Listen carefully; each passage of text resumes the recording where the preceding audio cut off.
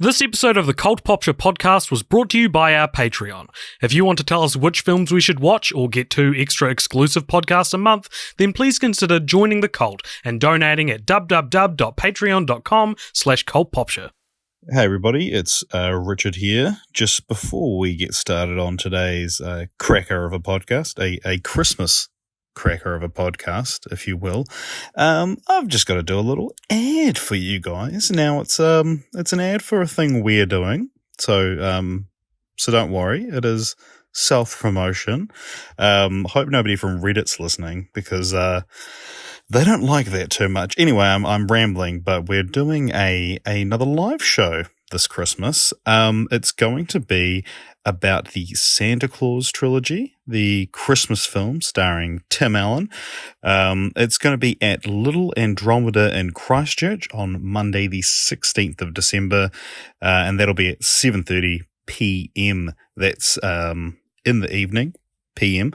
We're going to be joined by a very special guest, Mr. Brendan Bennett, who Christchurch fans of the podcast might recognise from Scared Scriptless, but he's also the host of a podcast called The Nerd Degree. So come on down. Tickets are $5. You can buy them online. Find the event on our Facebook page, or you can simply show up and buy a ticket at the door. That's fine as well. So come on down. You don't have to have seen the films recently. You don't have to have liked us, but I mean, it's great if you do. Yeah, come on down. The movies are on Disney Plus, so if you've got that for The Mandalorian or whatever, feel free to check them out and then come on down and have fun with your old pals, Richard and AJ. Anyway, here's the episode.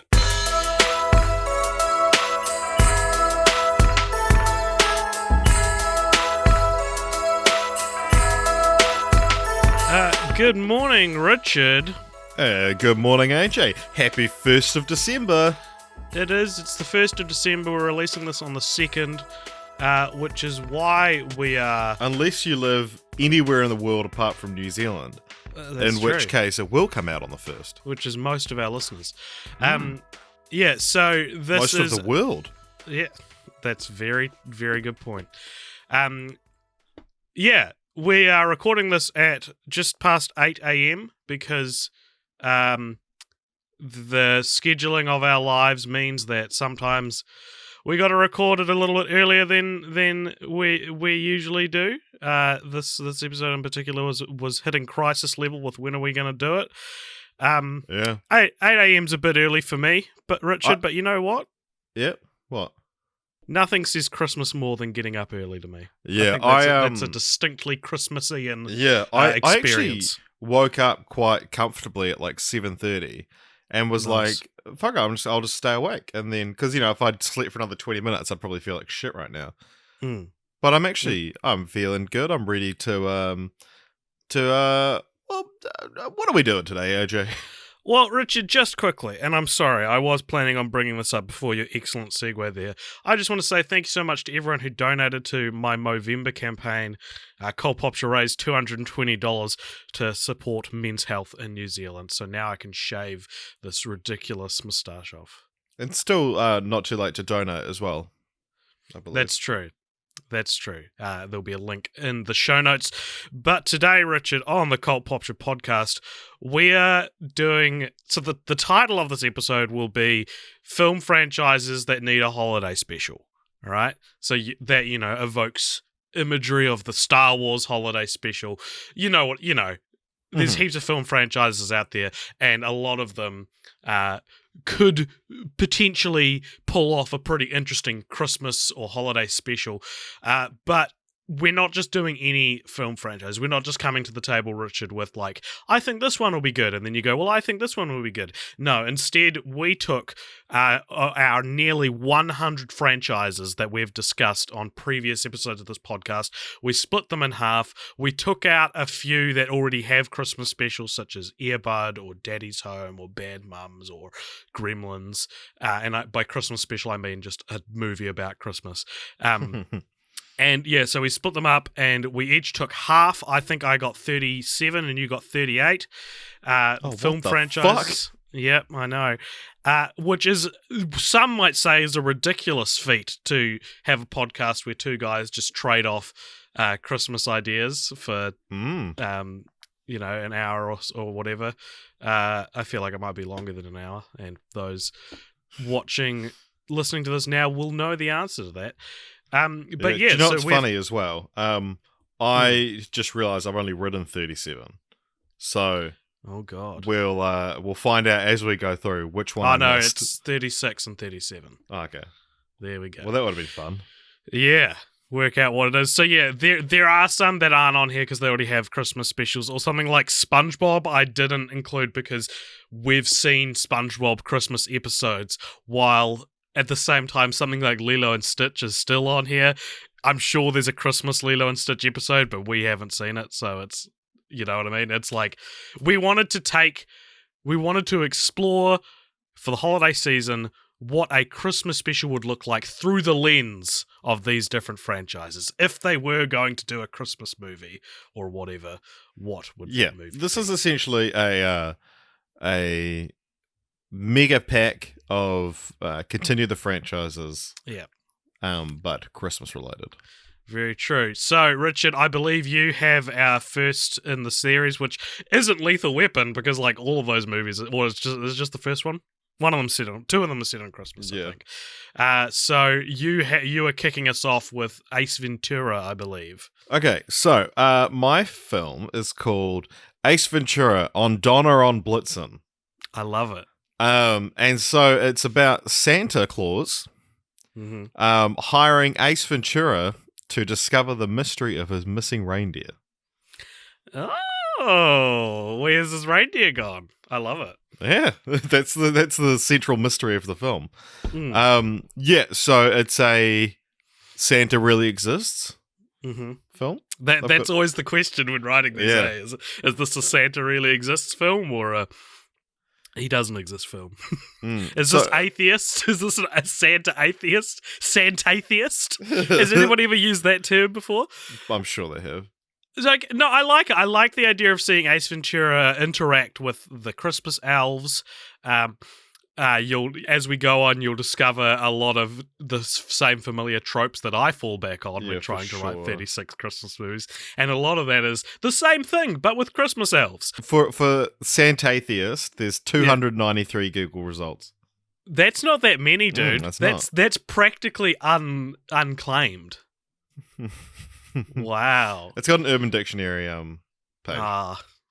Do you know that when I didn't actually come up with the name Cult Popture, it was my friend Caben suggested it when I was starting a YouTube channel, and I Googled it to see if anybody else had come up with the name, and the only result I got was a hashtag in a Tumblr post, and it presumably meant nothing, so I was like, sweet, it's fair game. I can't remember how it came up, but I like misspoke or mistyped and ended up writing the word keglometer instead of kilometer, and I was like, no, it's like a drinking game. Nice. A keglometer, and then someone was like, no, like it's not, and then I was like, no, it's on Urban Dictionary. And then he was like, no, like it's real hard to get. I know, like you're gonna try and be real funny and put it on Urban Dictionary, but it's actually real hard to get words on Urban Dictionary. But if you look up keglometer on Urban Dictionary, it is there. And from you or from from me? Nice, because it's not that hard to get it on there. Oh, nice. All right. Well, my first, we're gonna have to race through these with, we'll only dwell if they feel like there's dwelling worth doing. Yeah. My first franchise that I had to come up with a Christmas special for was Shanghai Noon / Shanghai Nights, Richard. So I had to come up with a third Shanghai Nights Noon movie. I couldn't think of a very good title. Here are a few options. Shanghai Winter, Shanghai Elves, Shanghai Noel, Shanghai Night Before Christmas, Angels We Have Heard on Shanghai, or Santa Claus. What about just Silent Nights, but with the K? But it's Shanghai's their dominating theme in their titles, not nights. But All right. that would be a good title. What's it about? All right. So, set in 1902, 1 year before L. Frank Baum's children's book, The Life and Adventures of Santa Claus, was published, which is considered to be one of the defining texts of the American Santa Claus mythology. The film is essentially a Western adventure with John Wayne / Chong Wang and Roy O'Bannon, so Jackie Chan and Owen Wilson, who reunite when they're hired by L. Frank Baum, who at the time is famous for writing The Wizard of Oz. Baum hires the two after hearing legends of their heroism and skill to help safely cross the American heartland to visit his dying mother for Christmas. Convinced they'll need protection from the savage Native Americans, the three actually form a close bond with one tribe, whose wintertime rituals end up serving as the origins for a lot of what Baum would eventually turn into the modern Santa Claus. Journeying on, the trio find themselves in a nearby town which had recently been ransacked by bandits. They decide to find the bandits, steal back the town's goods, and end up delivering the possessions back to the townsfolk on Christmas Eve via a sleigh led by a reindeer, making it into Baum's family just in time for Christmas. Now, don't worry, that's the most detailed one I think I've written. Oh, thank God. I was like, none of mine are this approaching this length. So I figured, like, this was the first one I wrote, so I put probably more effort into it and then slowly fizzled out. But I went through them at random orders after the first one, and like, so it wouldn't just be slowly getting worse. So I figured in Shanghai Nights, we see like the origins of Arthur Conan Doyle and Sherlock Holmes. So I was figuring out, like, how do I show the origins of Santa Claus? And I looked up like Santa Claus in America and saw that L. Frank Baum was like a big contributor to that. And it's 13 years since Shanghai Nights, which would make the in-canon year, I think, 1904. So I took it back a couple of years to 1902 to preempt the life and adventures of Santa Claus. Nice. Keep going to say Christmas Claus for some reason. Okay. I think this could be a perfectly adequate Shanghai Nights movie. Shanghai Night movie, you know. Why I think it ticks all the boxes. All right, shall we do this? How about we give each other five Christmas stars out of 5, or we rank each one other's idea out of 5 Christmas stars. Okay. Right, one Christmas star. 1. Okay. You bastard. I would rank your one 3 Christmas stars. No, I'd rank yours. That's. I'm going to say that's a 5 because it's like it's plausible. It's like it follows what we know about the series, and I could see it actually getting made.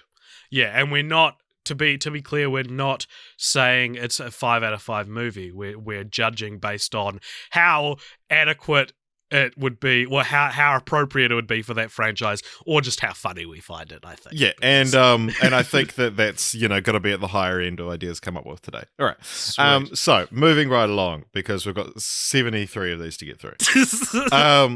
And this is number 3. Okay. And we're 12 minutes into the clock. Wow. Not including our preamble that was not recorded. No. Anyway, so my second one, A Very Ghostbusters Christmas VR. Oh, yes. So, meet the latest Ghostbuster, you. When a bunch of and I should point out this one, the title actually isn't super appropriate because at my second one I was already struggling to come up with Christmas ideas, so this is actually more of a Thanksgiving game. And it's called A Very Ghostbusters Christmas. Yeah. So when a bunch of ghosts take over New York City in the middle of the Macy's Day Parade, you'll have to grab your proton pack and get blasting before Thanksgiving is ruined forever. And they have written in brackets, which also in turn ruined Christmas.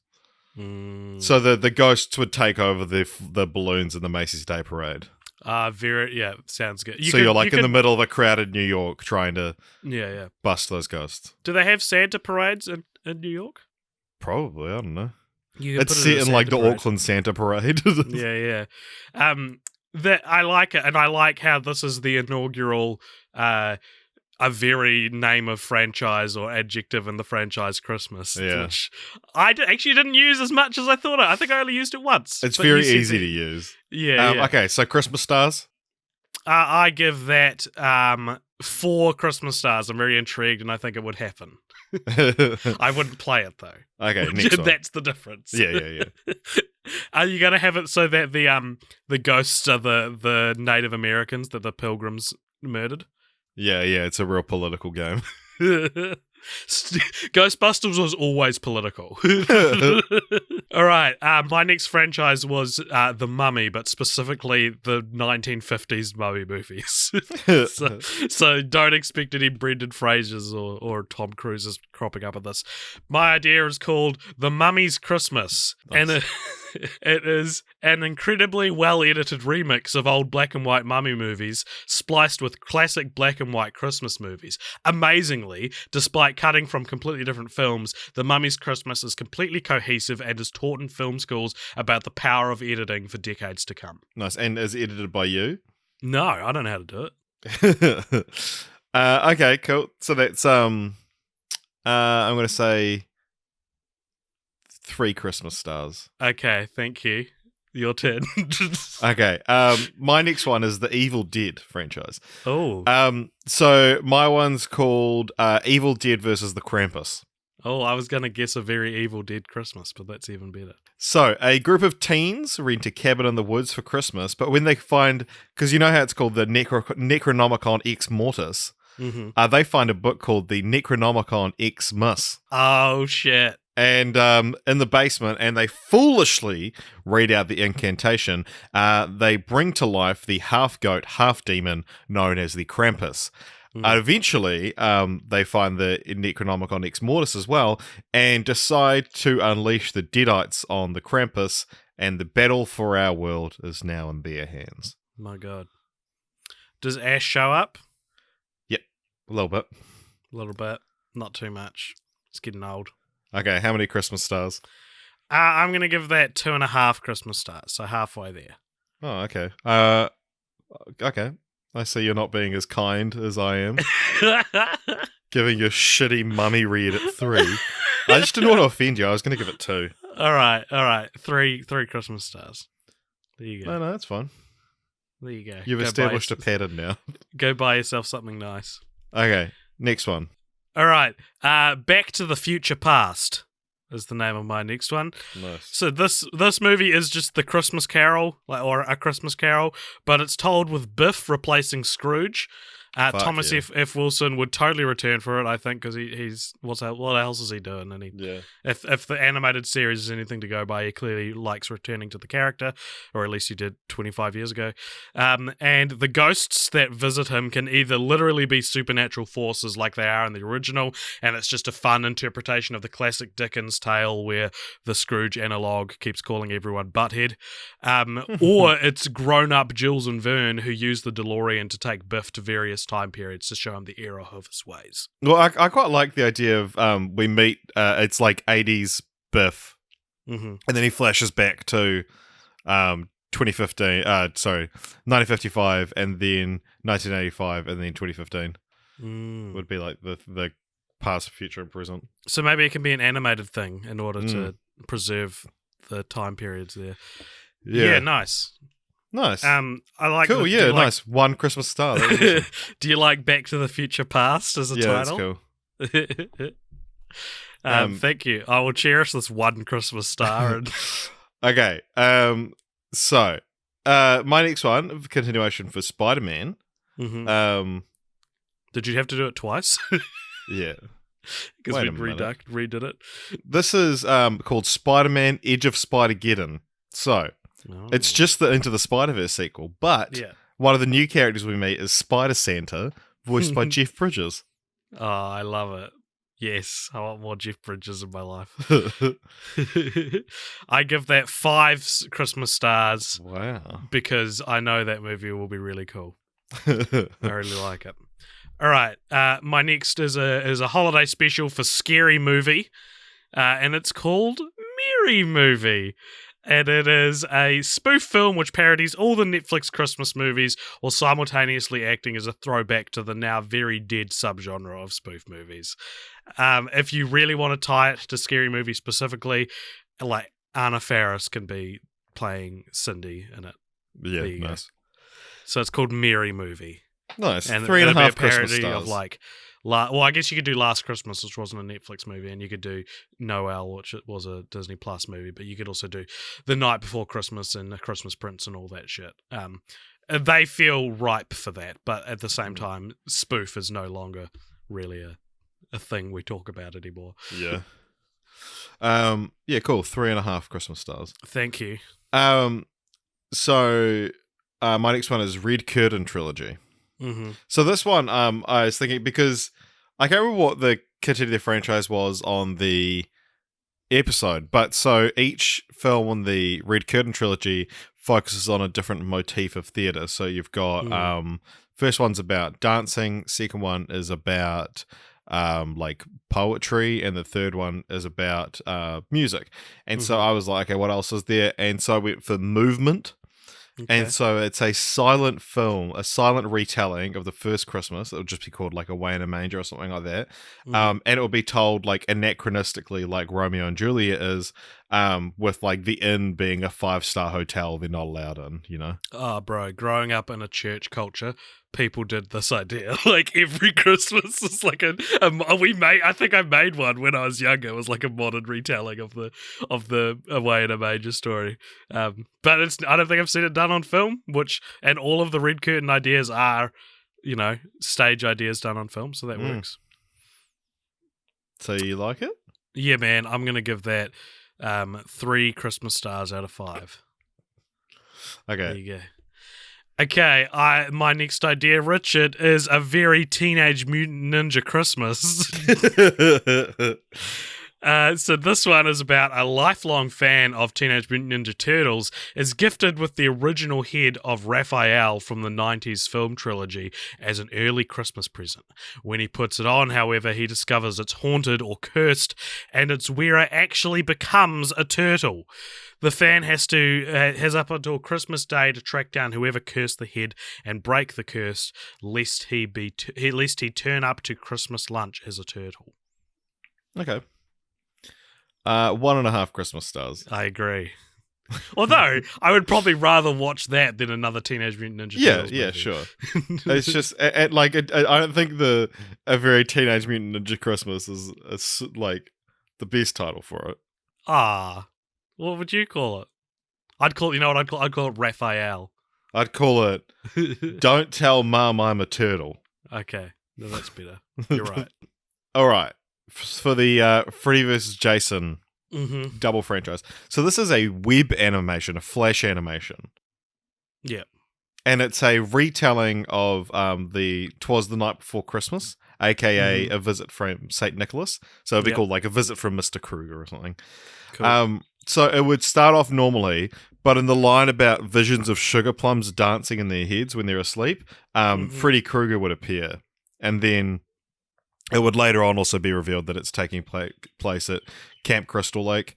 And, this is one I could have written. I could have written the whole thing. But I didn't.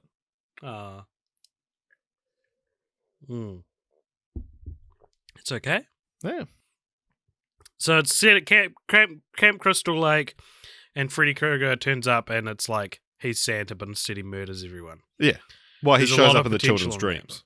Yeah, and it's a flash animation. Does Jason show up? Yeah, I think you'd make a cheeky wee appearance. Oh, okay. Nice. All right. I give that, I'm going to give that 4 Christmas stars because I could see it happening, even unlicensed. Yeah, for sure. All right. My next idea is called The Santa Hood of the Traveling Hat. And it's Sisterhood of the Traveling Pants, but instead of girls, it's a bunch of Santas. Bunch of teenage Santas. Nice. And they discover a hat which fits all of their heads. Which is so hard to find, apparently. Yeah. How many Christmas stars do you think that deserves? I think it deserves 1. If you can't give 0. Can you give 0? Maybe. We'll see that idea when we get to it. Maybe it'll be this one. Happy Feet. This is it's a commercial for Australian film which features the characters of Happy Feet getting a visit from Santa. Very nice. We all love a good Aussie film. And then it ends up with this. Do you remember that ad? That anti-piracy ad? And it was always Happy Feet or Wolf Creek, and it's like, these are strange movies to pick. To depict burning up as a good Aussie film. Nice. I give that 2 Christmas stars. Nice. All right. Well deserved. This next one I cheated with a bit, Richard, but it already does have a Christmas special that I forgot about before adding to the list, technically. But some people will be like, no, that doesn't count. My next franchise is X-Men, and there is, of course, Once Upon a Deadpool. But whenever we bring up Deadpool, people get real mad and say that it doesn't count as X-Men, even though it's set in the same universe. Like, how is it not an X-Men film? Anyway. Yeah. So I thought, all right, a lot of the X-Men films take existing comic storylines and adapt them, right? So I googled X-Men Christmas Story, and this is based on this is called X-Men Snowfall, and that's not the title. The title of the comic is Uncanny X-Men number 230, 'Twas the Night. So this film takes place during something called the Fall of the Mutants storyline. So Snowfall, Fall of the Mutants. That's where I got the title. Beautiful. Poetic. And It's like this poetry, story, rhymes. thank you. This story in particular focuses on the core team of mutants finding a Reaver's stash of stolen items, which were taken from all over the world. Longshot then discovers that when he touches an item, he is given a history of it, including the psychic pain of the item being stolen. Meanwhile, Rogue has been trying to befriend the teleporting mutant known as Gateway, who lives near their new base. The X-Men then use Longshot's ability to sort the stolen loot into different piles based on the continent they were stolen from, and then Gateway teleports them around the world to return the loot. So they become Santa, essentially. And I could see that being like a smaller part of a larger X-Men movie, set around Christmas. Like the Fall of the Mutants sounds like an interesting storyline. So, you could, what do you think? Yeah, maybe they'll cover it in the MCU. Oh, yeah, true. Ring, ring. Hello, is this Kevin Feige? Boy, have I got a 2-star idea for you. 2 stars? Aw. It's not your idea, is it? Oh, no.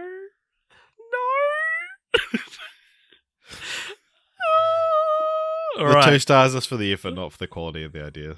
Okay. I That's fair apologize. enough.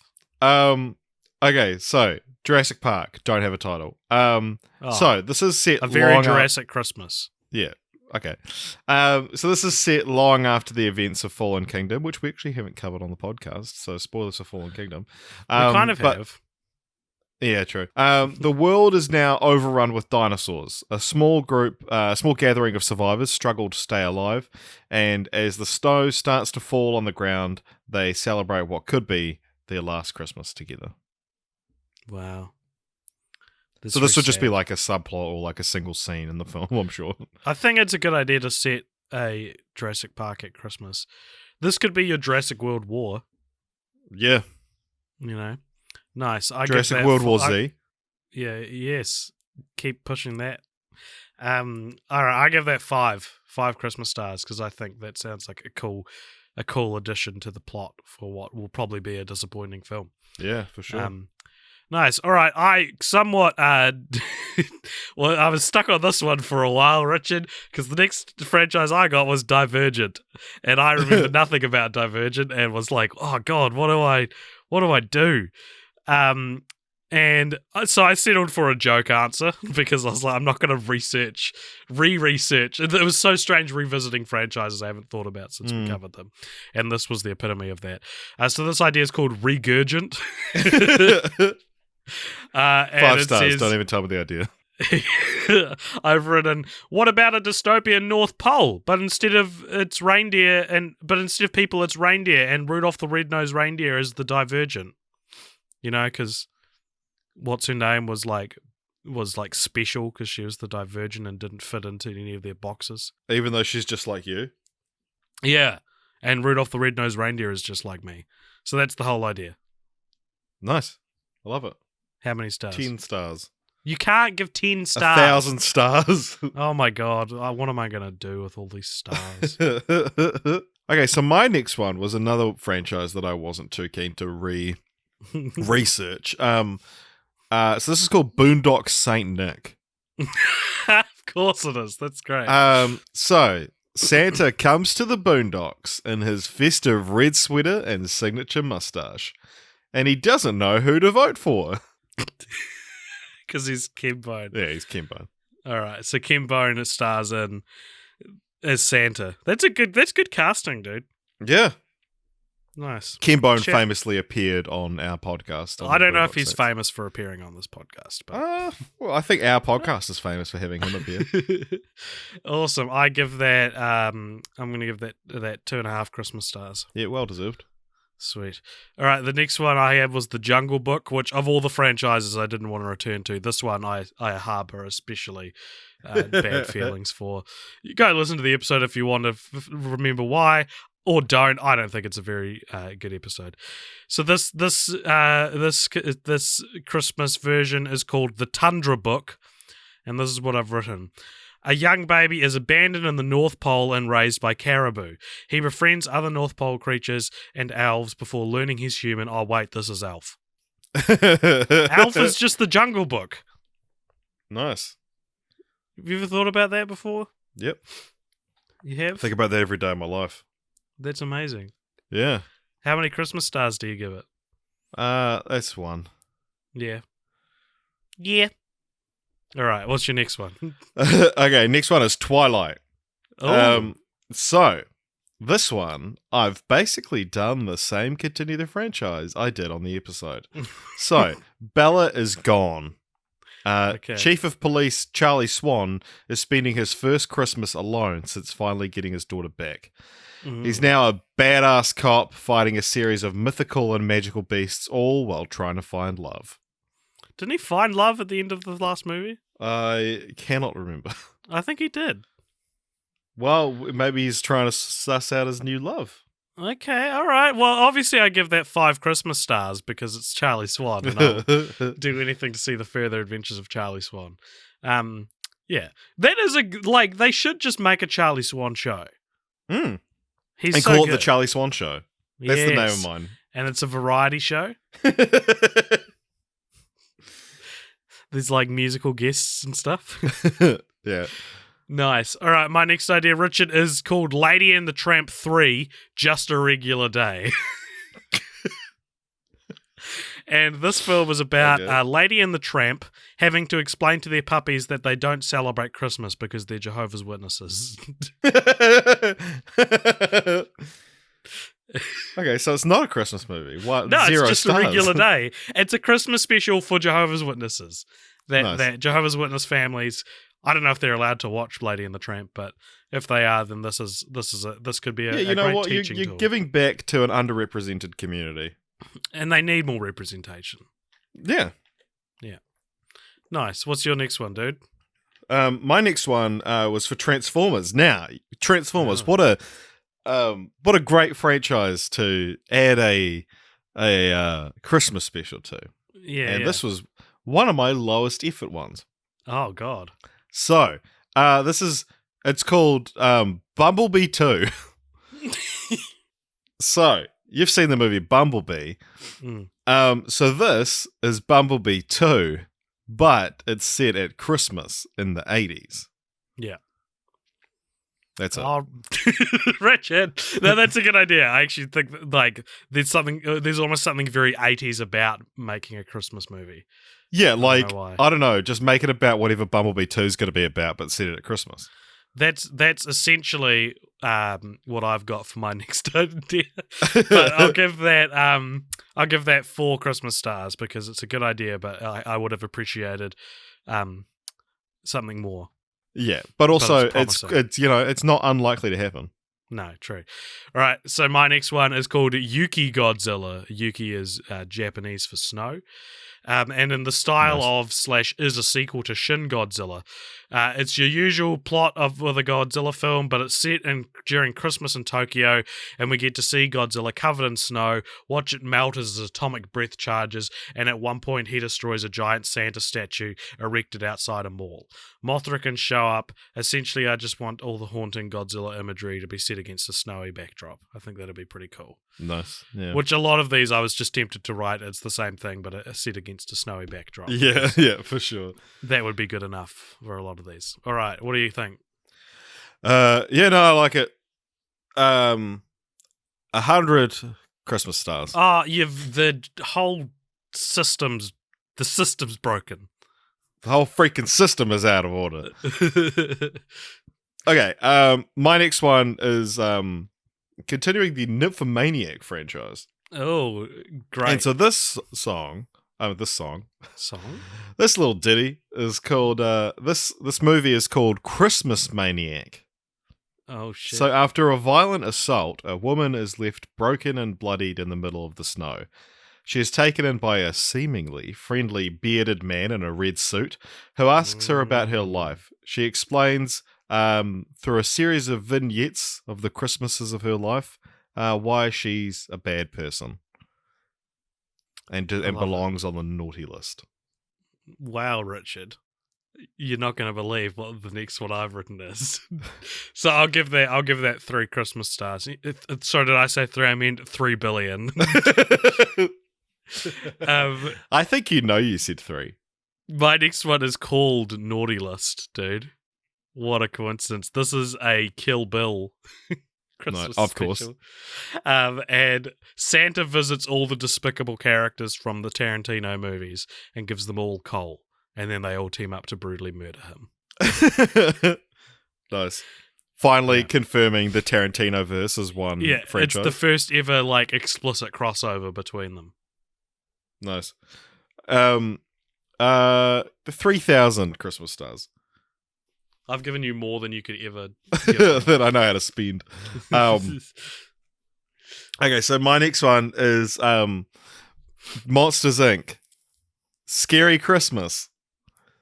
It's a Disney Plus short. We've both done the Scary Mary trade-off now. Yeah. Well, I mean, why wouldn't you? Yeah, why wouldn't you? So it's a Disney Plus short, 20 minutes, where we'd see Christmas in the monster world. Sully and Mike are celebrating together, and there'd be all kinds of gross stuff instead of the stuff we have. It's essentially Shrek the Halls. Is there a Monster Inc. Jesus? Yeah. Jesus was a monster. In canon. Yeah. Because, why would the monsters celebrate Christmas, I guess, is my question. They must have an equivalent. They must have a Life Day situation going. Yeah. Nice. I give that 0 Christmas stars. Okay. Thank you. My next one is The Land Before Time. Another franchise I was delighted to return to. And this idea is called The Land Before Christmas. And similar to your Freddy vs. Jason idea, it's just the night before Christmas story, but all the characters are dinosaurs. Oh, beautiful. The land before time, the night before Christmas. Yeah, no, I get it. You get Don't it? worry, you'll get your Christmas stars, AJ. How many do I get? 1,000. Oh my god. I needed more. Sorry, did I say 1,000? I meant 100,000. Oh my god. Thanks so much. So that's it. Yeah, man. Okay, so my next one is Dumb and Dumber. It's called Lloyd's Christmas, because remember his name's Lloyd Christmas. It is too, yes. Nice. Lloyd gets a job as a mall Santa. This is so real. Huh? This is such a genuine idea. And he somehow convinces himself that he's the real Santa. All these people asking him stuff. And he, so together with Harry, he ventures to the North Pole to take over operations. And so, it doesn't have to be a Santa's real thing. No, I like that it's not. I'd prefer it's a Santatheist movie. Yeah. Where they get to the North Pole. Do you know the North Pole's in the middle of the water? Did you know Yeah, that? well, there's the true North Pole. There's like the magnetic North Pole, and then the other North Pole. What's the other North Pole? I don't know. There's basically like two ways you can. Well, there's an consider where the North island Pole that's is. the closest land to the North Pole. Yeah, I that think you that's it. yeah. There's like yeah. Yeah. Nice. I give that.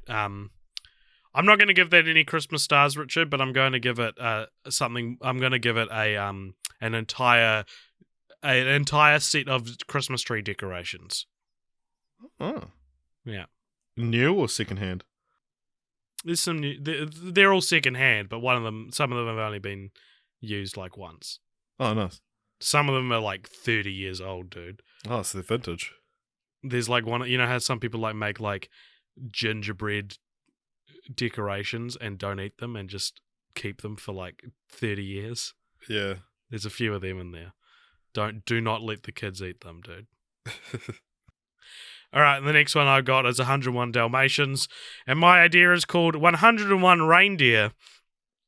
So it's animated in a stylistic callback to the original 101 Dalmatians film, but 101 Reindeer tells a similar story about a married couple in the Netherlands who breed 99 reindeer calves from only 2 parents. Their big happy family is put under duress, however, when a grizzled aristocrat and vague family friend named San de Claus, so San de Claus, schemes to steal the reindeer as a means to pull his extremely large sleigh. Nice. 1.5 Christmas stars. Okay. Out of 3 billion. Oh my god.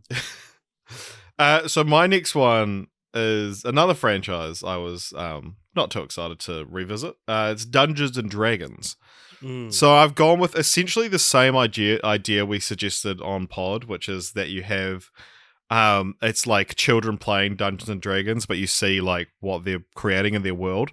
But there's just one kid that's real into Christmas, and he keeps turning it Christmassy. And then there's one other kid that's like real edgy and keeps on being like, oh, then Santa gets raped, and it's like, oh my god, who invited this kid?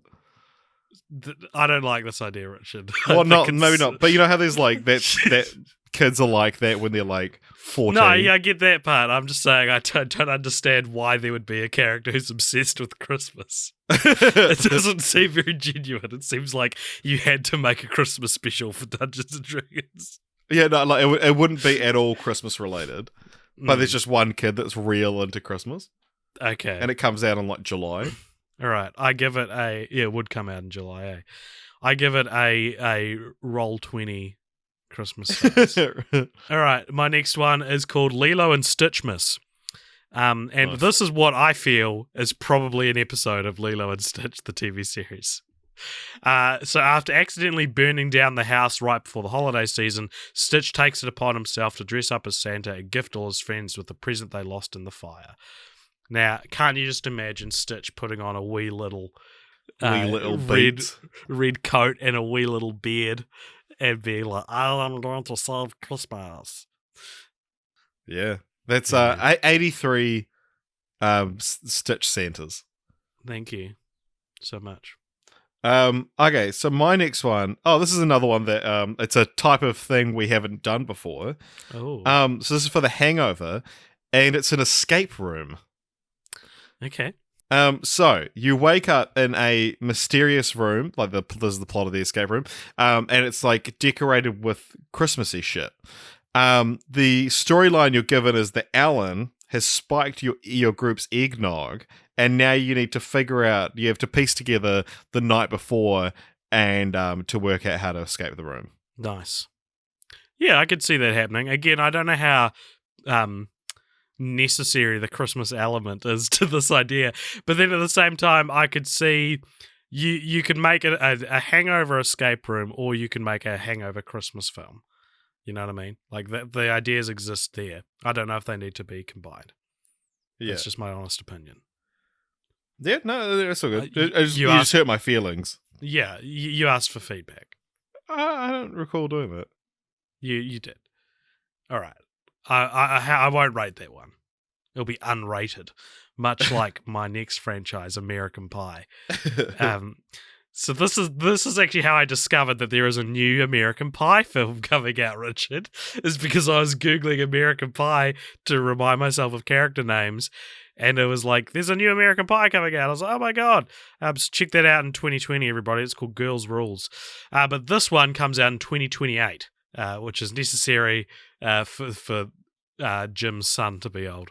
And it's called American Hanukkah. And I was like, you know what? Let's do a Hanukkah one. Let's, not everything has to be Christmas. So Jim and Michelle's now 18-year-old son, Evan, is finishing up high school and is still a virgin. What a loser. He's confident his luck will change, however, as the annual Levenstein Hanukkah get-together is quickly approaching, and Evan has a pretty hot cousin. Hell yeah. So I'm guessing that presumably by 2028, dating your own cousin won't be quite as taboo, but it'll be still forbidden enough to still be sexy. That's what you're hoping, at least. That's what I'm hoping. This is a kid raised on incest porn. So yeah, true. He would be into his cousin, And there's also a scene where Evan sticks his dick in a latke. A potato latke. What do you think? Okay. Nice. Very good. Very cool. Very sexy. I'm going to give that a whole pie. Thank you. I'm honored. So, my next one is for Revenge of the Nerds. And this one is called A Very Nerdy Christmas. Very good. Because, and this is one of those things, it's like, this is just what it would be. Yeah. And it would just be the most boring, generic Christmas movie you've ever seen about, oh no, we ran out of I need to find this toy and the ham is gone. Well, All right, yeah. But now with those classic nerds like Booger and that you know and love. Robert Carradine. Yeah. Yeah, man, that sounds like something that would actually happen. And for that, it gets 5 Christmas stars. Thank you. On this scale is out of 6. All right, Richard, here. Are you ready for the best idea I've ever submitted to the podcast before? Yes. All right, so this is my Christmas continuation of Romancing the Stone and Jewel of the Nile. Nice. So the two films, having been distributed by 20th Century Fox, are now owned by Disney.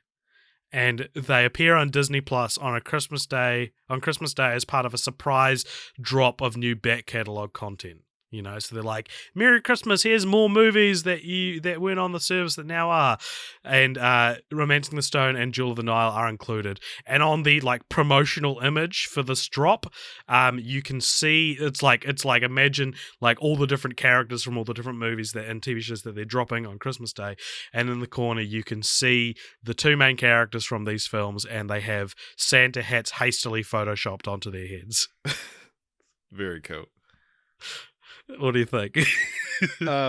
That's 38 Christmas stars. Because who's returning to Romancing the Stone to make a Christmas special? This franchise is so forgotten it may as well not exist. Yeah. Okay, my next one is a Nutty Professor continuation, and it's called Christmas with the Clumps. Or it'll be like Nutty Professor Christmas with the Clumps. Oh my God. So it's a remake of Christmas with the Cranks. Except now they're all overweight and played by Eddie Murphy.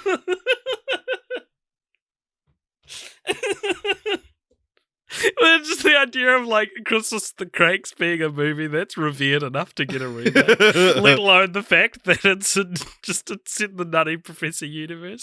Wow, what a plot twist! I love it. Does Chris White's return to pen it? Of course. Yeah. I'm sure he'd love the gig. Oh, I love it. Okay, that's infinity Christmas stars. That's your best idea of the night, of the day, of the morning. All right, my next one is called Legally Blonde, White Christmas. So this one, Al Woods is devastated. Just about white privilege. Yeah, it's about white privilege. That's a better idea, actually. Elle Woods is devastated when her hair starts turning white in her old age. Also, she does some big lawyer stuff, and it's set around Christmas. Nice. Yeah. 2 Christmas stars. I understood. Okay, this one's called Camp Rock, Rocking Around the Christmas Tree. Ah, good. So Good this title. is about a new generation of pop stars that Disney wants to pretend are into rock. They go to Camp Rock's winter program where they have to put on a Christmas show and like the mum or something would be in it. Mm-hmm. And maybe Kevin Jonas shows up. Mm-hmm. And it would be the exact same plot as the first film too. The girl gets in with one of the popular girls' lackeys, and then there's like some like Shawn Mendes is there, and he can't find the voice he likes. Why was this not made? Like, why did they stop at 2 Camp Rock movies? Well, I feel like going to camp is very much a summer thing rather than a winter thing. Yeah, that's true, actually. That's a good point. Nice. Okay, I give that 5 Christmas stars. All right, the next one I got was Critters. I got all the franchises I just didn't want to think about again. Critters, great. There's already Yeah. Gremlins. That's the Christmas Critters movie. This one's called Critmas. Nice. And critters infiltrate the elves and hijack Santa's sleigh on Christmas Eve. They go from house to house dropping critter eggs down people's chimneys. All right, 1 Christmas star. What's your next one? Yeah, man, I could really feel the decline in. I hate Critters. I hate the Critters episode we did. It's boring. It's not an interesting franchise to talk about. I'm done with Critters. Okay. I never want to talk about Let's Critters never bring again. up Critters again, unless Okay. it gets chosen for the Redux. Oh, shit. So this one's called The Masks. Oh! There's another mask. Oh! So, from what I've gathered from a very quick Google, there's an old Norse festival called Yule, Jol, Of course, yes. Yeah, which in modern English is Yule, as in Yuletide. Oh! So that would be tied Yuletide. I mean, I thought you meant as in you'll love this. Yeah, no. That'll be tied into it somehow. Maybe Santa has the other mask, and that's how he gets his powers. Well, wouldn't the other mask be another Norse god, maybe? Yeah, Santa. Okay, Santa, the Norse god. I believe Santa's Norse equivalent is just Odin, but he delivered presents on the winter solstice or something. What do you think about that? 1 Christmas star for your correction. Well, I take your 1 Christmas star and give it right back to you, motherfucker. Deal with that. Okay, all right, Richard. My next one is Scream. And let's talk about this because I feel like this was the best franchise I got to make a Christmas entry for. So it's just Scream 5. You know, I don't want to disrupt the titling scheme. So it's Scream 5, and this is the revival that they're talking about doing for the series, right? It's not a reboot; it's a revival. So the film is set around Christmas and a disturbing series of murders committed by Elf-Face, an unstoppable serial killer who hides behind an elf version of the Ghostface mask. The film takes this copycat killer as an opportunity to have a meta conversation about how horror franchises revitalize themselves with thematic gimmicks, such as Jason X, which was set in space, or Halloween and Texas Chainsaw Massacre, exploring the origins of their characters and their prequels, and how horror is constantly needing and, to be fair, often succeeding to reinvent the wheel. Nice. Yeah. Love it. So I feel like that's not a bad way to... Infinity plus 1 Christmas stars. If you're going to have another Scream movie, it feels like that's the conversation you'd need to have in it, like about modern horror and stuff. And I had to set it around Christmas. So of course. Hey, couldn't not, mate. I literally wouldn't have come up with the idea if I wasn't allowed to set it around Christmas. Yeah. So my next one is based on the Look Who's Talking franchise. Yes. It's called Look Who's Caroling. I love it. So it's baby's first Christmas, and the parents teach it about Christmas, but it doesn't make sense to the baby, and it would be a very funny satire on the idea of consumerism. Oh, very good. I like that a baby wouldn't buy into consumerism. A baby of all people hates receiving gifts.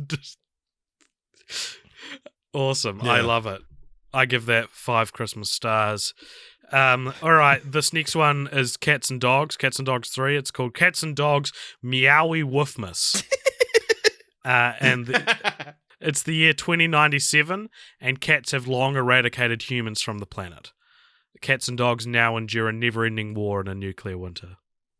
12 billion Christmas stars. This is, Richard, make no mistake from its holly jolly title, this is a sorrowful I hope someone movie. counts up how many stars we each have. Well, we each have over affinity now, so Yeah. This is a harrowing war film. Fuck set yeah, in dude. winter. Meowie about cats and woofmas. dogs. Sweet. What's your next one? Okay, do you want to hear the potentially the laziest one I did? Yes. So this is Mission Impossible. So it's Mission Impossible 7. I don't have a title, but it'll be some cool sounding title. And it would just be like incidentally at Christmas. And for years you'll hear people being like, "Oh, do you know that Mission Impossible 7 is technically a Christmas movie?" That's the best idea you've done. That's so good. I love it. I give that instead of giving that any Christmas stars, I give it my virginity. Oh my god, but That's how you've been much I holding on like to it. it for so long. Oh my god. All right, Kung Fu Reindeer. Nice. What do we think? Hate it. Immediate thoughts. It's Kung awful. Fu Reindeer. Hate it. Po, the Kung Fu Panda, has to teach Santa's reindeer Kung Fu after Santa is kidnapped by an evil meerkat, voiced by Ben Mendelsohn. Nice. There you go. Kung Fu Reindeer. I Very feel like cool. there's got to be a Kung Fu Panda Christmas short or something like that. Yeah, eh? for sure. I really hope people are enjoying this podcast. Let us know Why wouldn't they? what This your is favorite hilarious. what your favorite ones of these are. I don't want to entertain the idea of people not enjoying this. Yeah, people were really enjoying up to this point. They're like, wait a minute, I don't have to enjoy this. Wait a minute, this is stupid.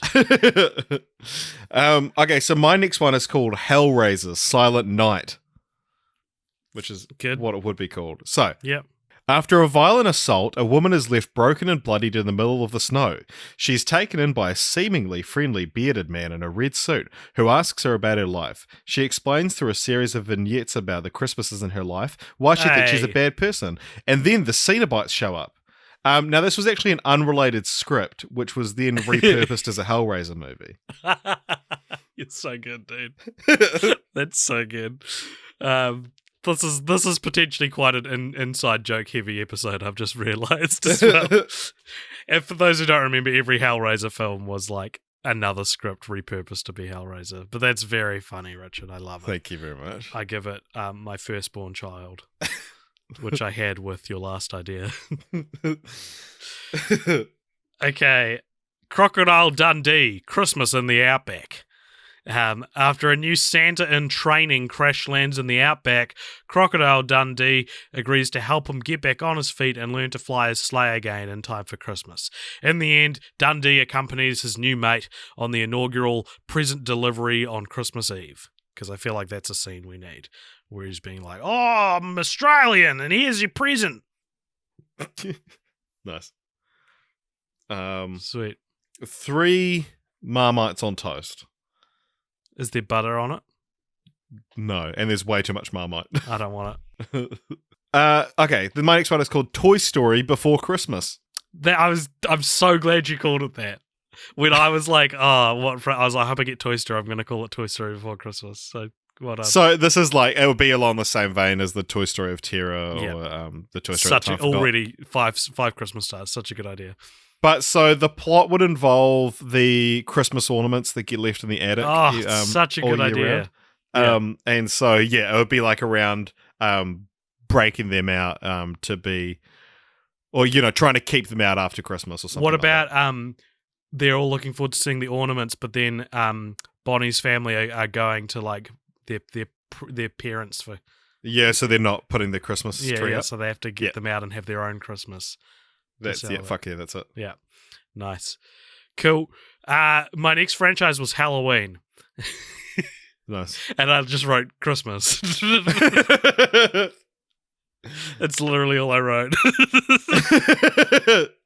I guess like just a Michael Myers returns at Christmas. There you go. Yeah. That's the idea. The night Santa came home. Yeah. Ugh, sorry, I'm very tired. Is yawning poor form on a podcast? My next one is called Actually the Final Destination. So, the vision is a group of rowdy, horny teens that sneak into a mall during, like, after it's closed during Christmas time to try and steal shit. Mm-hmm. But they accidentally set the place alight because it has one of those giant Christmas trees, and it would like short circuit and then like melt and trap them inside, you know, that kind of shit. Mm-hmm. And then would have some Christmassy deaths. So you could be choking on a chestnut. Mm-hmm. Falling through a window when putting the star on the tree. This is a good application of this podcast concept. Hanging yourself with a wreath somehow. Yeah. Yeah, That's all I have. These are great. Yeah, no, very good. The Christmas star falls on someone. Yeah, it hits them in the eye. Yeah, hits them in the eye. That's very good, Richard. I think that's a very you made the right decision. You're killing it. 2 in a row. Shit, man. Nice. Richard, before we continue to the next franchise. Oh, damn. Oh, dip. I've got my fuck. advent calendar here, which I'm very excited about opening on the 1st of December. I've got a Jelly Belly advent calendar where every day I get a different pack of jelly beans, which is way better than chocolate. So let's open up the first one here and peep the jelly beans within. All right, so they're a dark brown, reddish color. I'm looking at the back. They're either hot chocolate, cherry cola, raspberry, or red apple. So let's try them. All right. Well, I'll try them. You can't. Yeah. All right. Okay. First flavor is cherry cola, dude. Hell yeah. Nice. So good. I am getting a Yu-Gi-Oh! Advent calendar. I don't have it yet. I only ordered it yesterday. And it should arrive on Tuesday. And you get a different Yu-Gi-Oh! Card each day. It's awesome. What do they taste like? Delicious. We forgot to say at the start of this episode as well. We're doing the Netflix Christmas movies next fortnight. We had the our Christmas Prince 3 isn't even out yet, so we've got to wait. All right. So, All right. AJ, I believe you have the next franchise. And let's get a move on. Let me just swallow this jelly bean. Okay, 300. It's the same story as 300, but they're all jacked elves. This is the only one I didn't write a title for. I think it's just called 300. 300 jacked elves. That's what it's called. Yeah. Do you give that 300 Christmas stars? No, 3 out of 100. Okay. So my next one is called Austin Powers in A Very Groovy Christmas, and it's an animated special. Yes, and so it would be. Austin loses his mojo again and makes a Christmas wish to get it back. And maybe it's even animated like one of those old Christmas specials, like, you know, Rudolph and Frosty. Yeah, I've got one of them somewhere in here as well. Nice. Nice, I love it. I could see it happening. I could see an animated Austin Powers singing like a Christmas wish song, and that'd be really funny. So I'm going to give that the full amount of stars that you can possibly give. All right, the next one I've got is High School Musical Christmas Reunion, and an idea that is somewhat expectedly similar to your camp rocking around the Christmas tree. Upon hearing that the high school that was from the film, I forget what it's called, has East High? East High. Upon hearing that East High has lost funding and is being shut down, the gang return home one holiday season to put on a Christmas musical in order to raise money and save the school. So you got all the characters coming back, and I really like the idea that in real life, like, this wouldn't raise nearly enough money to keep a school afloat. But Disney, I feel like Disney Channel movies are always about shit like that. Like, there's huge importance put on like talent shows that you're going to get $200 for. And Nice. Yeah, very cool. Yeah. $200 worth of Christmas stars. Okay, so this is the Hobbit or / Lord of the Rings continuation. And so this is the real life experience of going to Hobbiton on Christmas Day. Oh. And maybe everyone's all dressed up and they decorate the big tree. You It'd think be people very are fun. working at Hobbiton on Christmas Day? They opened it specially for this Continue the Franchise. Wow, that's amazing. Yeah. Nice. I love it. Do you know what's funny? I went to Hobbiton earlier in the year for my birthday, and I think I would have gone in March or end of February, and I bought a postcard to send to you that's still sitting on my desk, and I've never sent it. Thank you. Well, because I was like, oh, I'll send it like after I like in a month, and I'll be like, hey, we're at Hobbiton, and it'll be real funny, and maybe it will be real funny when I send it in like a year. Well, I'm going to give that the amount of stars that's like the accumulative value of Lord of the Rings and The Hobbit, which is a 0. Because the 3 good ones and 3 bad ones. All right, Richard, are you ready for National Treasure 3, The Great Christmas Caper? The poster for it is like Nicolas Cage, like riding a sleigh through the sky, and there's presents falling off the sleigh, and he's like, whoa! And it's like a very energetic looking movie poster. And Richard, if you thought Nicolas Cage stealing the Declaration of Independence was wild, this year, in order to save Christmas, he must steal the presents from under the Christmas trees of every house in his street because he has no money and his wife abandoned him and their kids, and he doesn't want them to not have any presents this year. Oh. Yeah. This is just a real sad story. Yeah. It's hardly related to National Treasure, but it is technically Nicolas Cage's Ben, whatever his That's last name was. 1 Christmas star, but as I give it to you, you drop it and it shatters. Oh no. Okay, so my next one is for the Millennium films. So this is The Girl with the Dragon Tattoo, but they make a slightly bigger deal about the fact that it's set at Christmas. Nice. Because it already is. A reinterpretation. Yeah, well, I give that 5 Christmas stars because I imagine it'll be as good as Dragon Tattoo, which is an excellent story. All right, number 28. I'm numbering them now. Big Fat Liar / Bigger Fatter Liar. This is all I've written. Big Fat Red Liar. Oh, nice. Santa's a liar. Yeah. He stole the idea of Christmas from Frankie Muniz. Yeah. Why he lies about the fact that he exists. Yeah. Okay, so my next one, we're now both doing an entry for the MCU. Yeah, I figured the Iron Man 3 is a Christmas movie, but there's so much other untapped Christmas potential in the MCU, so I thought we should each do one. Yeah, no, fair enough. So this is my pitch for like a subplot in Guardians of the Galaxy 3, which I've called Guardians of the Galaxy.mp3. Nice. So it's and I'm actually quite proud of this. So Peter Quill, now having been back to Earth, is able to track like what day it is or what time of year it is. So he went back in November, and then 30 space days later, he's like, oh, it'll be Christmas now. And then he realizes that the other Guardians actually have never heard of Christmas, and so he like puts it upon himself to create a Christmas of misfits. And they maybe they even run into Marvel Santa, who's an Omega level mutant. I hope so. That's good, man. My one, because we can talk about them after, and we could talk. Maybe they sit at the same time. The MCU films love to be set at the same time. So my one is called Ant-Man. Nice. That's all I've got now. In the triumphant return of the Marvel one-shot, the Ant-Man cast are preparing for Christmas. Scott works out the perfect way to learn what everyone wants for Christmas and uses the Ant-Man suit to shrink down and eavesdrop to work out exactly what everyone is after. While doing this, he also hears people talk about him and how much they love him, and kind of the MCU answer to It's a Wonderful Life. Scott learns through doing this as well that Hope is expecting Scott to propose soon, so he buys her an engagement ring for Christmas. Hell yeah. Hell yeah.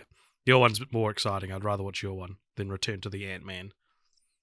I like the idea of incorporating the fact that Peter Quill's been back on Earth now.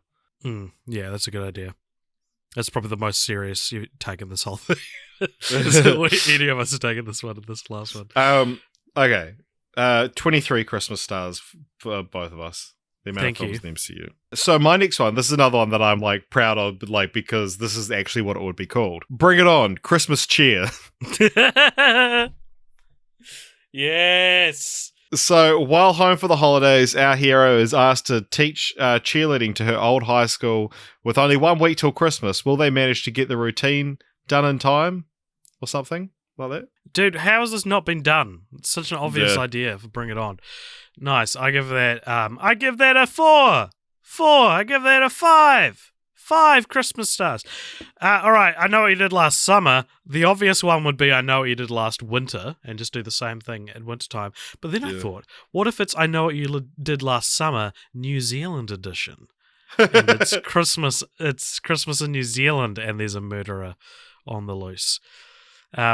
Do you remember when we did I Know What You Did Last Summer, we talked about how like the fact that it's also set on the 5th of July each year like reduces the impact of it being set at summer.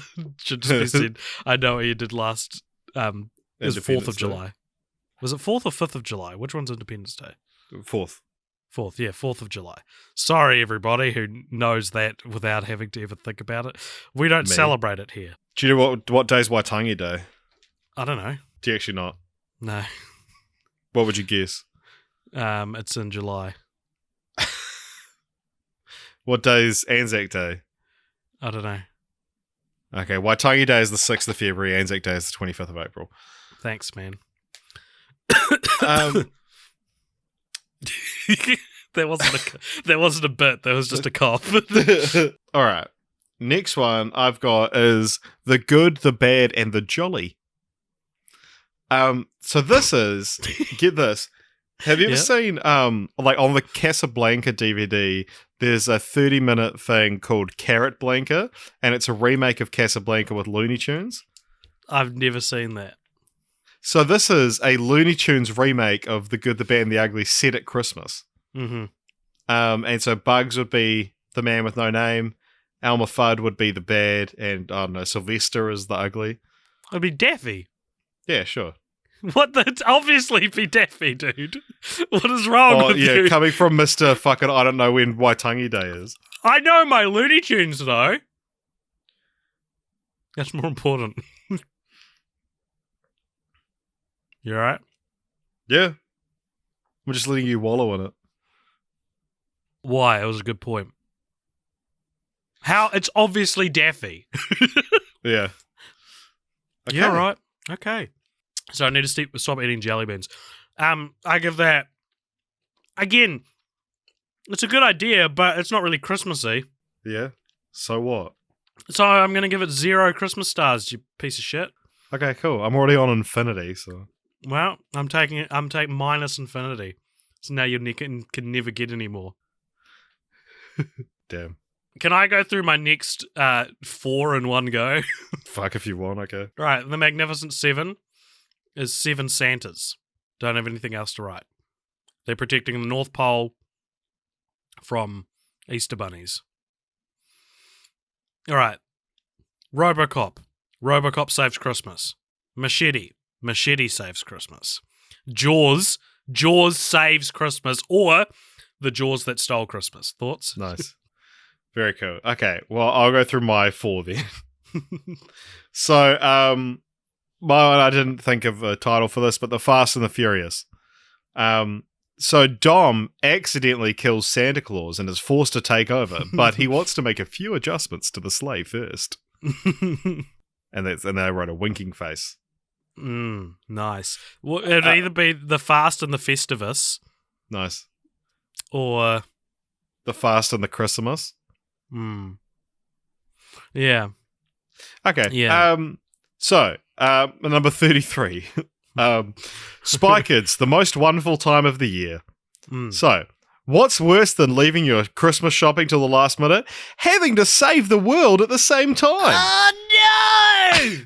And so, of course, the villain would have classic Spy Kids stitch up, dude. Yeah, the villain would have some bullshit plan about how Christmas is too commercialized and he wants to destroy the holiday or something, and then everyone would learn an important message about the importance of family.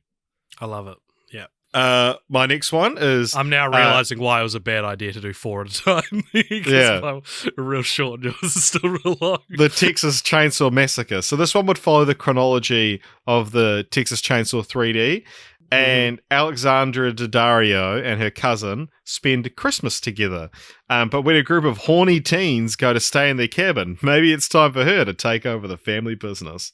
Oh, shit. And I've written a winking face there as well. Nice. I really enjoy the winking faces. They're indicating how I should feel about things. Yeah. Okay, and then my last one before your next one. This is called 28 Years Later. No. So the human race is all but dead. As the rage virus starts to subside, one man with a plan is determined to save not only the human race, but Christmas as we know it. Is it Santa? Putting Christmas like second is more impactful. Is the man Santa? It's ambiguous. There's I like a love hint at the end when he saves the human race, and they go, "Oh my gosh, like you did it," and he's like, "Did I?" And then he disappears. Wow! Holy shit! He was Santa, dude. Yeah, he probably was. All right, an American werewolf in Nuuk, which is the capital of Greenland. in N-U-U-K, Nuuk. An American tourist in Greenland is bitten by a local werewolf and winds up massacring all of Santa's elves at the North Pole. Oh no! Very cool. Thank you. I only have one left. Merry Deathmas. It's a happy death day. It's a remake of the first film, but instead of her birthday, it's Christmas. She had a little too much eggnog at the Christmas party and ends up in some rando's bed. Yeah. And then keeps getting killed by someone in an elf mask. It could be related to Scream 5. It's not, though. No. Nice. Don't be My silly. last one, Richard, and you've got one more after this, I think. Yep, that's correct. My last one is either called Sex and the Pole or Sexmas in the City. Sexmas. And this is a stop-motion animated remake, as you also used before, of the TV series Best Moments, but relocated to the North Pole, where Carrie and the gals are now elves working in Santa's toy shop. Nice, that would be very funny to watch. Yeah. Like, Thank even just using the audio from the show, but they're elves. Yeah. Okay, so my one And is... Big can be Santa. Yeah. My final one is Mad Max. Don't have a title, but it's while wandering the wasteland, Max comes across a Christmas present meant for a child. Throughout his whole adventure in the film, he holds on to it and to return it to its rightful recipient. That's really good. I give that and all the other ideas you've done. Do you know what, Richard? What? The Christmas stars were inside you all along. Oh my gosh. So were yours. Mine were the friends that we made along the way. Oh, okay. So just one. Yeah. But it doesn't mean there's more than one inside you. I'm pretty big. Richard, how excited are you for Christmas, dude? Very. Now that we've got all these movies coming. We've got so much Christmas content planned. We've got a live show coming up. I should have mentioned that earlier. If you live in Christchurch, come along to our live show. There'll be a link in the show notes where we're going to be doing the Santa Claus trilogy. So come be a part of that. And thank you very much for listening to this episode. You can find Cult Popture on all the usual places, including Facebook, Instagram, YouTube, Acast, iTunes, Twitter, or you can email us at cultpopturemedia@gmail.com. I've been Richard Martin's friend AJ. And I've been Richard. And thank you for joining us. Let us know in the comments or on Discord. We've got a Cult Popture Discord now. Let us know what your ideas for Christmas specials for these franchises or any franchises we didn't discuss that need a Christmas special. I'm very interested to hear what people let us know what say. your favourite ideas were. My favourite idea was of mine was National Treasure 3, The Great Christmas Caper. What was your favourite idea? Mine are like my children. It's so hard to pick a favourite. Yeah. Mine are also like my children, where I clearly have a favourite. All right, everybody. Ho, Goodbye. ho, ho. See you next week. Merry for Christmas. Harold and Kumar. Bye. Bye.